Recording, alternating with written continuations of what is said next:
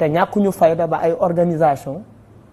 di ñu liggéeyloo ci li nga xamante ne dëppoowul ak sunu aada ak cosaanu réew wala ci luy doxal sunu réew.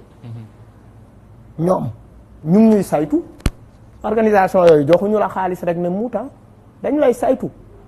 dërëm boo dépensé dañ lay auditer dañ lay yónnee auditeur yow xam nga li may wax. Chaque année nous sommes audités du début à la fin. bi Y'en a marre dawalee UPEC bi passé Université populaire de l'engagement citoyen bi mu invité toute la sous-région ànd ci ak ay film bi ñi ñu jàppal ndooloon au Congo ànd ci ak yeneen mouvement defee ko place du souvenir Aly Ngouille Ndiaye moo ñu jox ay policiers on n'a pas payé dama bugg ñuy rappeler yooyu parce que c'est très très important te boobu balaa ñuy jot première avance bi banque bi woo nañu xaalis bi pour lan la indil leen ñu les contrats qui montrent qui vous lie avec l'organisation qui vous envoie cet argent ñu indi contrat yi wone Kilifeu ak Fadel Barro jël kayit yi dem ba bureau ministre ci la xaalis boobu di door a débloqué wu pour UPEC bi mën a tàmbale. D'accord Malal. non c'est-à-dire on est très sérieux il ne faut pas que nit ñi foog ni ñun nous sommes de petits misérables qui sommes à la quête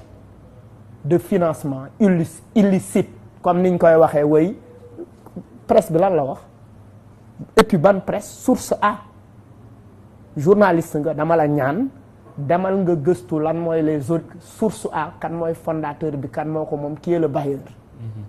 source A moo bind l'État traque 350 millions de Y'en a marre Y'en a marre ce ne sont pas des bandits dañu bokk ci ay kër yu baax jàngee Sénégal musuñu fi def lu ñu sénégalais xeede ñu ngi marché nag di wax dëgg fi ñu ko war a waxee di ko doxal kenn musuñu jàpp ci lu ñàkk fayda boo leen ñu déggee Congo jàpp nañ ñu ci waxu émancipation de la jeunesse africaine ngeen ñu dégg boo leen ñu déggee ñu jàpp ñu Sénégal ci waxu démocratie ci ndaw ñi lañ ñu jàpp ñu parce qu'on a volé jàpp ñu parce que dañu fen jàpp ñu parce que dañu luubal c'est important de le dire léegi nag faire partie d'un parti politique et faire l'éloge de son président je pense qu'aujourd'hui messianisme boobu dépassé nañ ko et que il faut que les jeunes qui sont dans les partis politiques travaillent pour leur autonomie en termes de prise de parole et d'opinion. J'allais poser la question à Malal mais dama la koy laaj yow parce que daanaka benn la wax ngeen ñu ce que vous faites de l'argent que vous recevez waaye tey ji yéen ñiy liggéeyal société civile muy Amnesty muy Y'en a marre muy RADDHO muy leneen ak leneen bénévolat ngeen di def wala am ngeen dara en retour. il faut ñu xam day baax ñu expliquer liggéey société civile lan la bu ñu jëlee mbirum àq ak yelleef doomu aadama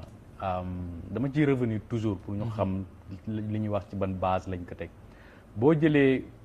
convention boo xam ne nii état bi jël na engagement bi da ci am toujours benn partie boo xam ne dañ naan gouvernement bi wala wàll institution bi nga xam ne nii teg na ko dafa war a def le tout dafa war a def ay sensibilisation wala information ba nga xam ne nii ñoom ñooy ñi nga xam ne nii bénéficiaires yi lañ dinañ ci jot donc liggéey société civile boo xoolee lu ci bëri dafay compléter li nga xam ne ni état daf koy def parce que tamit nañ nangu ñun ñëpp ne état bi nekkul fépp la jotee nekkul aussi lépp la mën wala bu mënee lépp aussi nekkul lépp la mënandoo donc organisation yi lu ci bëri dañuy jël benn pàcc boo xam ne nii nguur gi moo ko waroon jël ñoom ñu jël ko en charge di ko def te ñu jàpp ne li doon gën a amal njëriñ état bi amal njëriñ société civile amal njëriñ population bi mooy ñu gis ne lépp liggéey bu complémentaire la nekkul ay xiiroog ŋaayoo mais loo xam ne nii nguur gi waroon na ko jël pour askan bi te mënu ko jël société civile taxaw di ci bu ma la di wax sensibilisation si nit ñi xam seen ak nit ñi jël seen carte nit ñi voté mais loolu ministère de l'intérieur ak